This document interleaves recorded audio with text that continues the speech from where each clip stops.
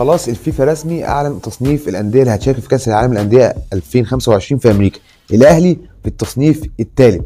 تعالى بقى كده واحده واحده اقول لك التصنيف الفرق كلها، تصنيف اول تاني تالت رابع. بس قبل ما اقول لك التصنيف تعالى اقول لك شويه حاجات. بص مبدئيا كده ما ينفعش ناديين من قاره واحده يلعبوا في مجموعه واحده باستثناء قاره اوروبا، عشان طبعا واخده النصيب الاسد اكتر انديه مشاركه في بطوله كاس العالم للانديه هي انديه اوروبا. اذا يعني ما ينفعش الاهلي يقع مع فريق من قاره افريقيا في المجموعه، ما ينفعش. ده اول حاجه. تاني حاجه ما ينفعش فريقين من نفس الدوله برضو يقابلوا بعض في الدور الاول. يعني مثلا ما ينفعش بوكا جونيور يقابل ريفر بلاد، ما ينفعش يقابلوا بعض خلاص.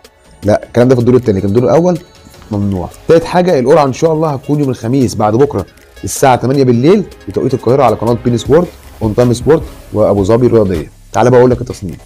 التصنيف الاول اجمد انديه في العالم بيتصدرها طبعا في التصنيف الاول نادي ريال مدريد، بعد كده نادي فلامينزو